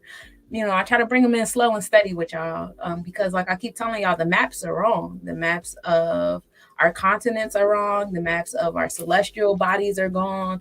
They're wrong. The word planet, plane, ET, extraterrestrial, extra land. Even the word play is literally telling you to your face what things are. But we're not ready to dive into that yet, so I'm not going to blow your brains up, but I am going to guide you. But this lack of harmony is sitting in the energy of new beginnings. So it is going to be like, some discord going on. We do got to fuck some shit up. Get over the fact, okay, everything is not your job. How about that? Everything is not your job. If you're a teacher, go ahead and teach. If you're a creator, a manifester, go ahead and create a manifester. If you are a projector that just likes to take orders and you'll just, you here for the movement, you're here to get things going, then that's your job. If you're here to communicate with people, if you're here to align people, if you're here to just, be up in a mountain tower and just be fucking mysterious and everybody just wonder and have folklores about who the fuck you are, that is your place. Not everybody is meant to go out here, grab a gun, grab a knife or whatever and fight. It's cool. That doesn't mean that it's not going to happen. You understand? That doesn't mean walk in fear when it does happen. Be empowered, know your power, things like that. But everything is not your job. So when certain things come up and it doesn't sound like it's your job, don't get triggered. What are you getting triggered for? It's not your job. That's what somebody else is going to do. Once they get in tune with their planetary placements, once they get in tune with their energy, their past life and present life, once they get in tune with their inner selves and their inner cosmos setup, they're going to do their job. You gotta trust. You gotta trust the universe. You gotta trust the cosmos. And I'm not just talking about cosmos like when you look up in the sky and see stars. I'm talking about the cosmos inside of you that are reflecting what you look up when you look up at the stars and sky. We literally are reflections of the cosmos. There was a whole generation of me's. I don't know how many people was born the same day, same time I was, but it sounds like a constellation was born when I was born. There's a constellation of Virgo, Capricorn stellums with Leo risings out here. There's a constellation of, Sagittarius babies like my son. His Neptune, Uranus, Saturn is all in Sag, and his Pluto's in like Pisces or something. There's a whole generation. There's thousands of kids born with those placements right now, walking on the earth. And in 3-4 years, they'll be the young adults. They'll be 18, 19 years old. They'll be the ones that these energies are targeting. They love that group of individuals. Those are the up and coming. We got to market to them. We got to get them. We got to get them. We got to get them. Well, our job is to create a pathway. We know this now. I know what Cosmos is about to turn 18 now. So let me create a pathway for them to turn 18 peacefully. You know what I'm saying? Let them create a pathway so that they can live their young adult lives peacefully without all the trauma and the turmoil that I grew up with. You know, I know that there's, a group of Leo ascendant babies being born right now. So 10 years from now, when they turn 10, I want to be on my square with the Leo risings and what they gonna be doing at 10 years old, and who gonna be trying to gravitate to them, and this, you know what I'm saying? Like, have those. It's time to expand our minds past us just looking at horoscopes and stuff. This is how you rise above the cosmos. This is how you rise above the cosmos. You're already starting to create a tribe for your children. You're already starting to give birth to manifestations for the generations coming up behind us, making sure that when they tap into their Sagittarius energy and they're ready to roam these streets and spread new philosophy, us Capricorn bodies already manifested the road path for them to travel on. Stuff like that is bigger than you. We can't be so self-centered and so selfish that we only making it about us and learning ourselves. But that's what I got for that. So when we get into the actual weekly forecast, yes, what's today? The 4th? I keep forgetting what today is. Today was the 4th. Today we started the day off with the waxing crescent moon at 27%. The moon rose at 10:38. Well, the moon will rise at 10:38 p.m. There's no set time, and we're in that Virgo energy of Sabbath, which is the opposing forces, labeling, being left brain, the eighth sphere on the tree of life, which is the celestial technicians. The sun rose at 5:35 a.m. The sun will be setting at 8:31 p.m. At 2 a.m., the sun was the furthest distance to the earth. And then Ceres and Castor were in conjunction, will be in conjunction at 10:42 p.m. And just to remind y'all that Ceres is actually, excuse me, the energy of like your mother-daughter relations, your nurture energy, stuff like that. And excuse me, oh shit. And Castor is the mortal twin in the Gemini twin constellation. And that brings on the energy of loyalty and bravery and honor and intellect, the energy of Gemini. July 5th, which is tomorrow, we'll be at the first quarter moon at 35%. This is the moon of caution. This is the time to take a little yellow light, start looking at the areas around you. Be careful, be mindful that even though you may be reaping the benefits of the seeds you planted, we're not done. So keep going. The moon will rise at 11:41 a.m. It will be setting at 12:06 a.m. the next day. The moon will be rising in Libra energy, which is Het Heru, which is the seventh sphere on the tree of life. And at this time, we're dealing with celestial workers, with designing, when we get into the Netherus. The sun will rise at 5:36 a.m. It will be setting at 8:31 p.m. Sagittarius energy will be opposite the sun at 4:37 p.m. This will be the best visibility of Sagittarian constellation of the year. Mars will hit 30 degrees 0 minutes Aries around 2 a.m. Eastern Standard Time. And then Mars will be entering Taurus Zodiac around 2:05 a.m. Eastern Standard. So now Mars, starting at 2 a.m. in the morning, Mars will be in Taurus in the ninth house ruled by Aries. So bringing on that motivation to those pinnacles. And mind you, Uranus is also in Taurus energy. And we have a couple of Uranus is in Taurus, Pallas is in Taurus with our talents. We got a progressive energy. The true note is also still going to be in Taurus, which is our life lessons. So you may be triggered by some manifestations, triggered by somebody else's manifestations, things like that. Be mindful. Also, because 2:00 is gonna be a good hour. So if y'all don't sleep like I don't sleep, if you could stay up from like 2 a.m. to like maybe 2:45 or 3 a.m. and just meditate for that hour, it's gonna be a good hour to do that, because not only does Mars enter Aries, but Mercury will be entering Gemini around that time as well. Mercury will hit 30 degrees 0 minutes in Gemini at 2:22 a.m. So if you catch that 2:22, you already know that Mercury and Gemini is popping right before Mercury enters Cancer energy, the 11th house, which is at like 223, 224 or whatever. So if you could stay up from 2 to 3, you tap into that Mars and Mercury energy, that'll be pretty dope. I'll probably be doing it because I don't sleep. July 6th, Still in the first quarter moon at 45 degrees. The moon will rise at 12:45 p.m. The moon will be setting at 12:28 a.m. and will be in that Libra Het Heru energy still. The sun will rise at 5:36 a.m. and the sun will be setting at 8:31 p.m. The moon in Parima will be at minimal angle at 12:30 p.m. The moon will be 0.4 degrees northeast. You'll be able to observe that at 9:20 p.m. Where there will be a 3.9 degree east-southeast separation. Conjunction will occur at 11:59 a.m. and the moon will be 0.4 degrees north. For those of you who don't know, Parima is from the Virgo constellation. This was the goddess of prophecy in Rome.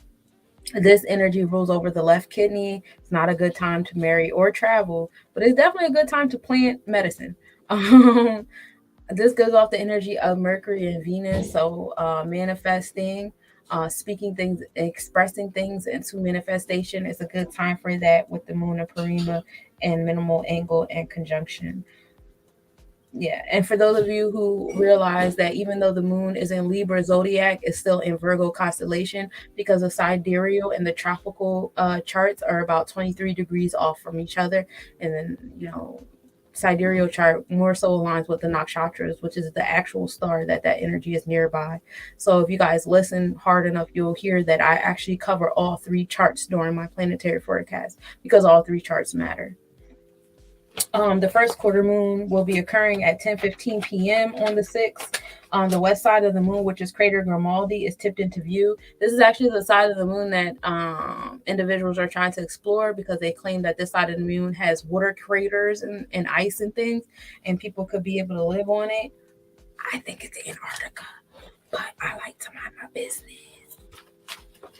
I mean, that's when we get out of the earth is flat, that the earth is round, and actually think even bigger than both of those concepts and know that the earth is just floating fucking rocks in space. And all these rocks is part of one thing. That's why we can only see these rocks and we can't see those rocks out there.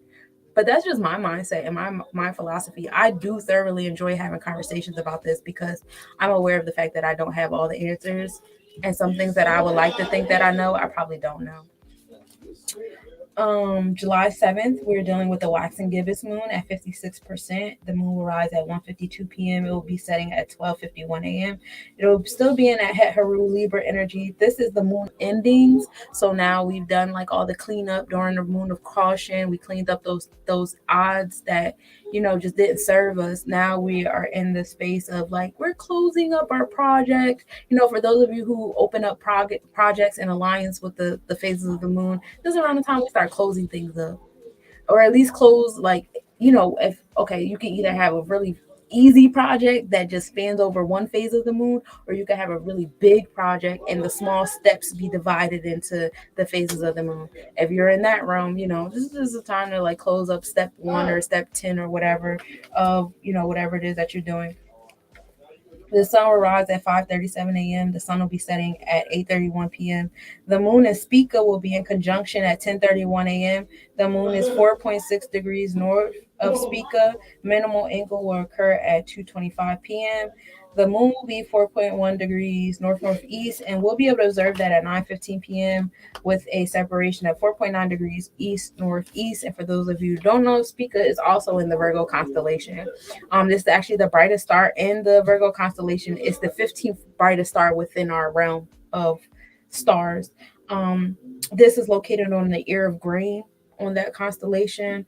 It brings on the energy, the EMS of success, riches, the love of art, a lot of manifestation with the Venus and Mars. We know Venus is all about manifestation. And then Mars is the motivation. So you got manifesting and the pleasure seeking of manifesting and the motivation behind it. So this is definitely a deep energy of love, curing the sick, and helping sailors if you guys like to be out on the water. And then Mercury and Teja posterior will be at minimal angle at 8:11 p.m. Mercury will be 1.1 degrees north.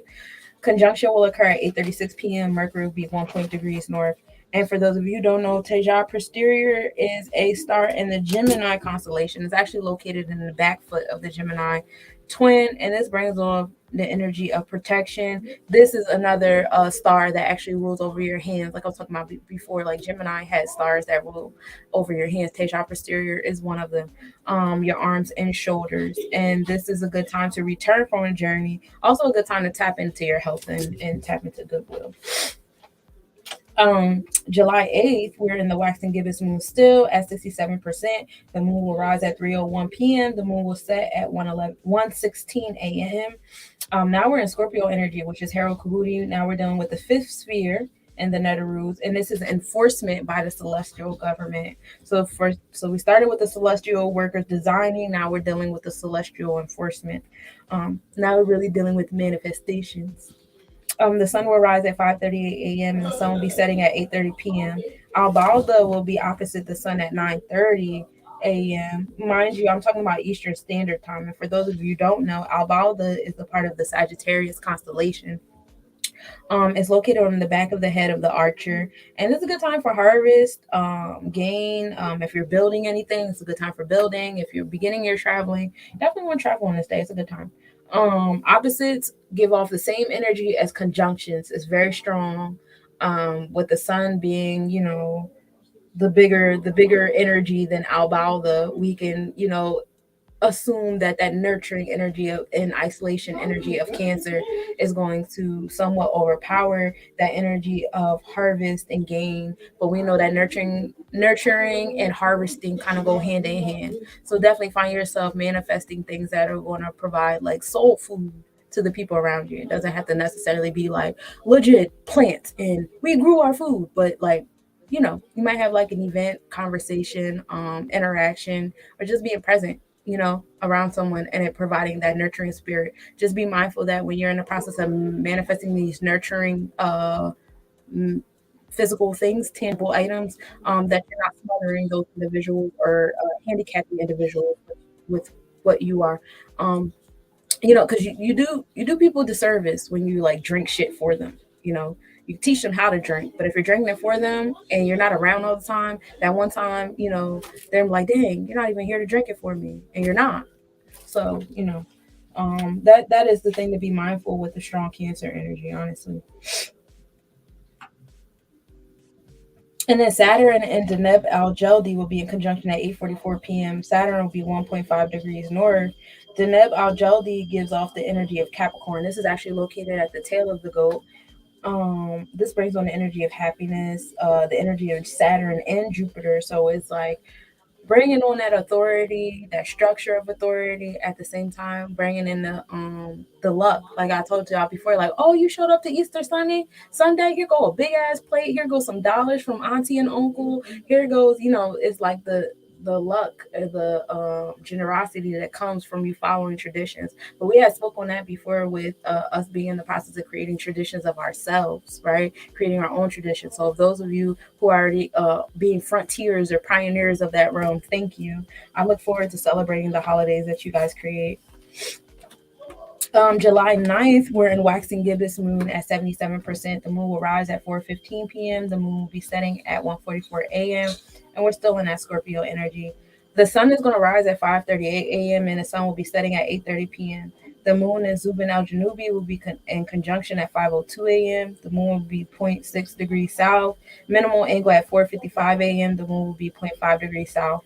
And you'll be able to observe this at 1:15 a.m. with a 1.5 degree west separation. And for those of you who do not know, Zubin al Janubi is a part of the Libra constellation. So even though we're in the Scorpio zodiac, we're still sitting amongst the Libra star. Well, we're still in the Libra zodiac constellation, and we're still around a Libra star, right?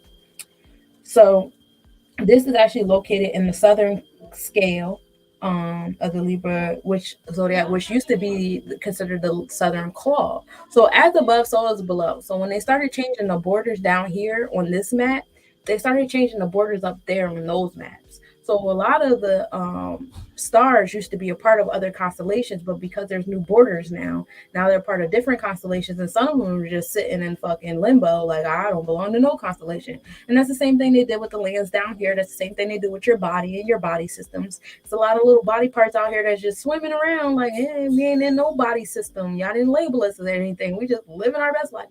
So like, as above, so is below, as within, so is without. And that's how that goes. So, um, but this is an energy that gives off the energy of Saturn and Mars. So it's very much restrictive, very much that RoboCop type of energy. Definitely going to face your fears on this line. Being tapped into this. The moon will be on descending node starting July 9th, and then Ceres and Pollux will be at minimal angle at 6:48 p.m. Ceres will be 2.2 degrees south of Pollux. And remember, I told y'all Ceres is the energy of interactions of mother and daughter, nurturing, being nurtured. And Pollux is actually one of the Gemini twins. This is the immortal twin who actually requested to be sent to the stars after his mortal brother passed. And he gives off the energy of hubris, violence, being brave, but also being rash, as well as friendship and being lovers because he loved his brother so much that he wanted to go into the cosmos with him. He didn't want to be on Earth by himself. So definitely nurturing in the space of individuals that you feel the closest to, right? Um, it's a nice vibe. June 10th, which is next Sunday. Next Sunday.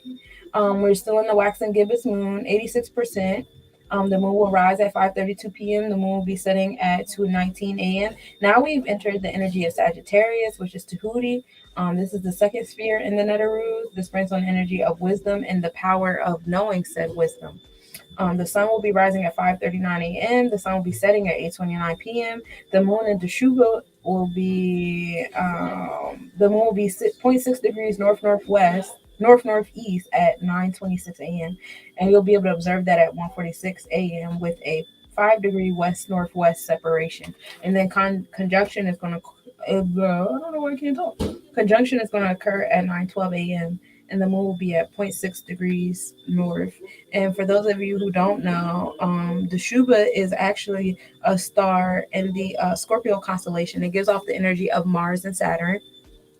Um, it improves misfortune. It's actually located at the head of the Scorpion. It gives off the energy of assault, whatever, because it is the mind of the Scorpion that lets them know, oh, it's time to sting, it's time to do this, it's time to do that, it's time to do that. So think about the way the mind of a Scorpion might be, always ready to attack, be violent, assault, claws first or whatever. That's the energy that this star gives off. Um, there will be a AM visibility of the moon. The moon and Graphius will be in conjunction at 10:43 a.m. The moon will be 2.5 degrees south. Minimal angle at 10:05 a.m. Moon will be 2.4 degrees south. Observe at 2:05 a.m. with a 6-degree west southwest separation. And for those of you who don't know, um, Graphias is actually a star in the Scorpius constellation as well. It's located on the claws and it gives off the energy of Mars and Saturn as well. Just think about the claws. The claws is already attacked. They're literally tools of weapons. So we're in a very violent constellation. The moon is right now. We'll be in a very violent constellation towards the end of this weekend. I sincerely advise you guys to be careful. All of my Scorpio babies out there, please be careful. All my water babies, if you're very much connected to the moon, especially my Cancer babies, just be mindful that the later on this into next weekend is going to be very violent energies. You may find yourself being very sensitive, very touchy. If you have any water energy anywhere in your chart, be mindful of where those placements are at, because those are areas in your life where you could easily be triggered. Whereas once the moon enters those energies, we know the moon has raises water tides. So whatever water placements is going to raise those tides in your placement. I do not have any water energy in my chart. Oh, my Pluto's in Scorpio. That's literally all I have. So that's all I have. Ceres, and we talked about Ceres and Pollux, right? Well, actually, the day before they were in minimum angle. Now they'll be in conjunction on the 10th, at 10:17 a.m. Ceres will be 2.2 degrees south. And then Mercury will be the smallest distance to the sun at 46 by 106 kilometers. And that'll be at 5:43 p.m. And then the moon in Aries will be in conjunction at 7:31 p.m. The moon will be 2.2 degrees north, and then minimal angle is going to occur at 9:22 p.m., where the moon is 2.1 degrees north northeast. And for those of you who don't know, Aries is a red and green star. It's actually located at the heart of the Scorpius constellation.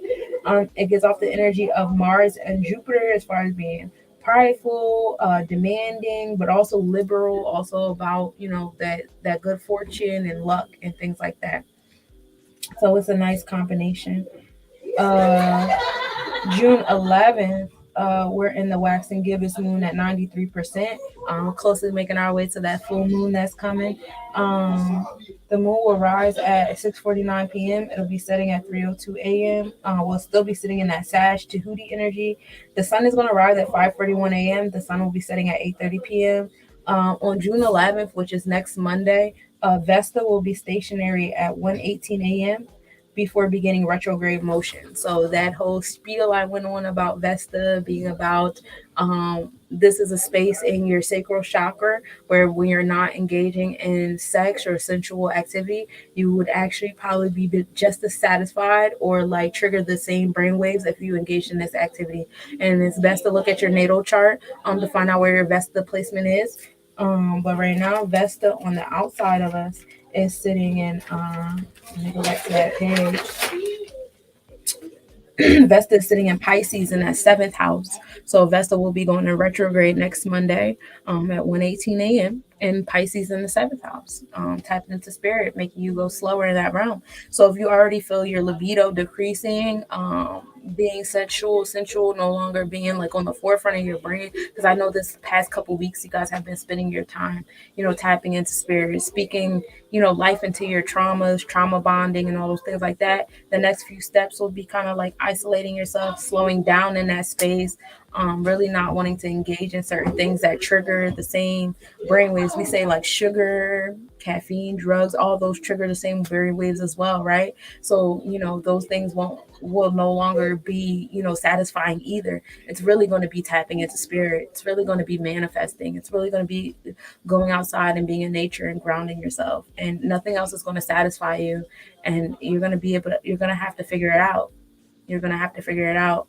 If you haven't tapped into this planetary forecast, you're gonna have to figure it out. So, have fun tonight. Tonight from 2 a.m. to 3 a.m. we got Mercury and Mars moving into new zodiac energy. So have fun with that. I know I definitely will.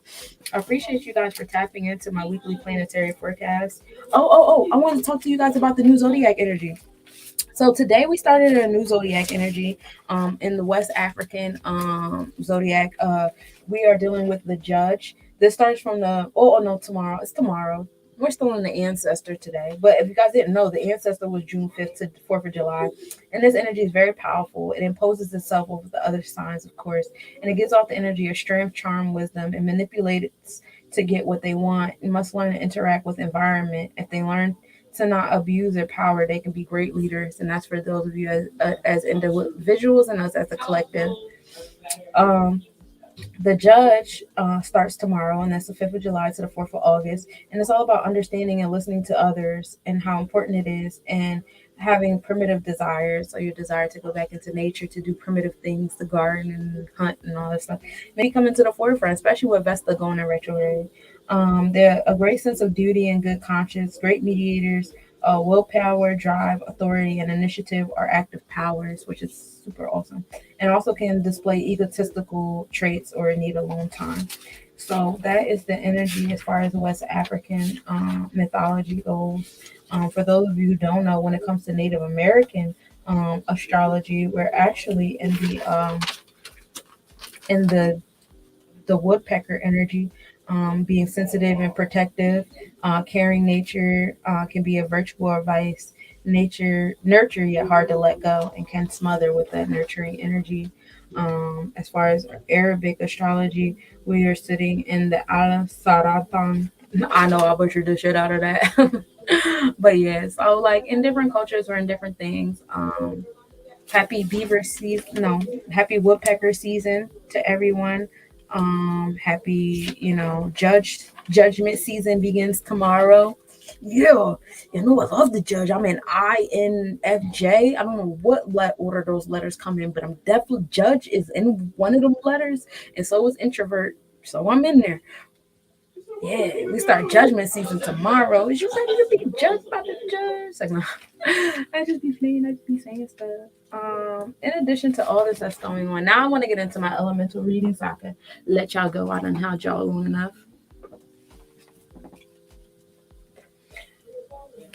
I told you I was gonna start doing like the Zodiac readings on Sundays. I didn't get to it yesterday. Yesterday I just felt so weird. I wasn't beat for nothing. And at first I was fighting it. Like, I don't wanna do nothing. I wanna do something. But after a while, like around 5, 6 o'clock in the evening, my body was like, can you finally just give in and allow yourself to do nothing? Like, can we stop playing this game? You've been playing this since like fucking 10 o'clock this morning. I don't know why I'm like that. Why I can't just allow myself to have a good day. But we're gonna start off with the fire vibes, all right? So all my fire elements, my Aries, my Sag, my Leo. Let's find out what we gonna do with y'all this week. What message spirit got for y'all for my fire signs for this week? I mean, amen. We've got the Three of Swords. Three of Swords. Creating, trauma bonding, you are aligning with spirit. See spirit eyes in the background, watching, your traumas. We're gonna create. It definitely feels like it's going in alliance with you guys trauma bonding. Maybe you guys are the pioneers of the trauma bonding this week. Um, just be mindful with your communication, how you express your throat chakra. Understand that you're in the beginning phases of your throat chakra with this trauma bonding, that you haven't fully allowed yourself to speak on your traumas before. And so it's your first time, so you will be easily triggered and you will be triggering other people's traumas. Be careful with my fire energies out here. And don't be letting nobody betray you no more. Fuck you niggas. So let's get into my air energy. All my air babies. My Gemini, Aquarius, and Libra vibes. What y'all doing? What spirit got to say to my air babies? Ashe, I mean, amen. We got the Eight of Chalices. Another person feeling like they tapped into their traumas. But these traumas, we're going to tap into the 8th house of transformation. We're going to tap into the number 8, number of balance, right? Right? You're feeling really emotional, my air babies? Some more trauma bonding occurring. We're just gonna pull trauma cards all week. All y'all just laying on y'all knees all week. Don't do that. Especially now with this Scorpio stuff happening later on this weekend. All right, my water babies. My Cancer, my Scorpio, and my Pisces babies. What spirit got for y'all for the week? What message do you have for my water babies for the week?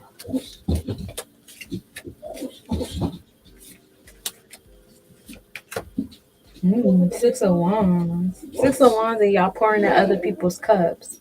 What y'all creating? My water babies is on the top this week with the manifesting. Like, I already did the trauma bonding. I ain't messing with y'all. I ain't doing none of that this week. This ain't for me. I'm here to pour into people's cups. So for all my fire and my air babies that's out here when y'all knees crying, get you a water baby this week. Get you a Cancer friend, get you a Pisces friend, get you a Scorpio friend, and go and let them pour in your cup this week, because it seems like they in favor with manifesting those things for you. And that's always fun. All right, my Earth babies. My Earth.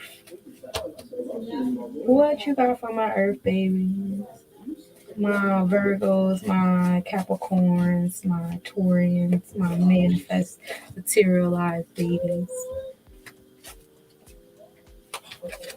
Ashe, I mean, amen. Ooh, we got the Two of Pentacles. Now, you already know my Earth babies is good at manifesting. But we manifesting in twos now. So you can't just be doing everything by yourself. I know y'all love isolation. Y'all love being left alone and things like that.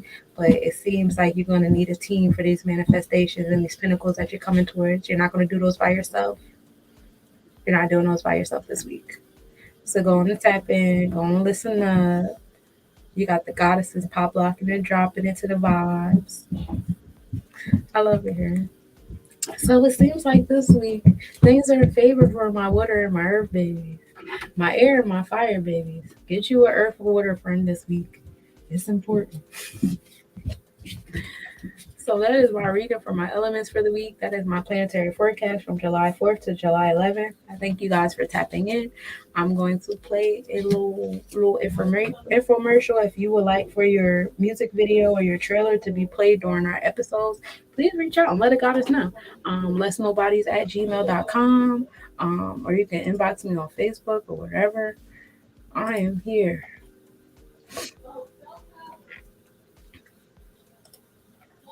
So without further ado, I'm about to be out. Love y'all. Less Nobodies presents Unica Monet's first children's book, Show and Tell. Find out what happens when a teacher uses her class's show and tell time to give each student an opportunity to share some facts about the culture where they're from. Read with your children and discover that it is time for parents to teach young people early on that in diversity there is beauty and there is strength.